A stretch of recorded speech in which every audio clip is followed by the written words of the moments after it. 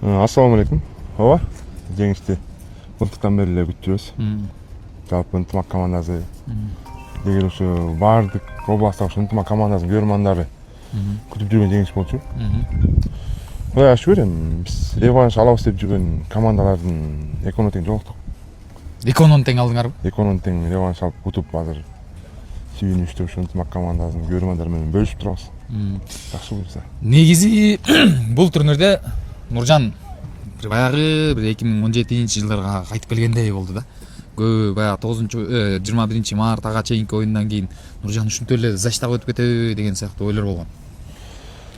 Ой, негизи буга чейин коргоочунун милдетин аткарды дешип жүрүштү. Анан баягы чабуулчуда жүргөндөн кийин болушпай жөкөкелер, эрландар. Чабуулдар бир аз алсырап калып атат. Жаштары да 1-2 жыл өзөт.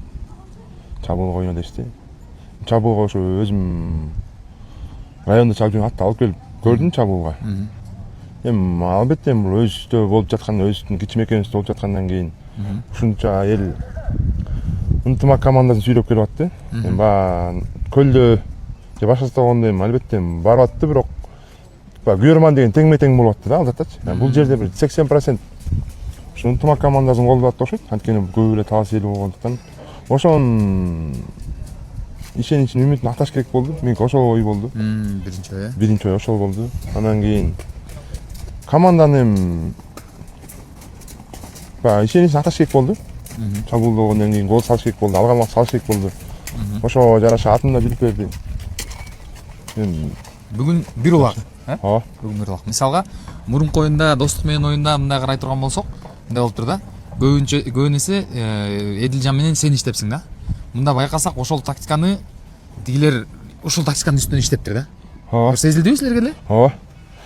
Менин атымда эти аябай жукарак болчу. Кышында да чабылды, жазында да чабылып, айылда колдоп алгандан кийин бул жактын аттарына салыштырмалуу эти жукарак, витамин толук болбой калды да. Ошол себептен кечээ достук командасы менен ойногондо уже атым кайдымкыдей бүгүн билинди мага. Мындай кечээки күндөй немеде эмес да, формада эмес ат. Уже бүгүн бир таймдан кийин 1-2 урунгандан кийин ат уже алсырап калды ат. Ошого карабастан аракет кылдык. Бир гол салдык, бирок ат ошого чейин эле чыдап берди. Уже кечээ достук командасы менен ойногондо аттардын күчүн алып койду.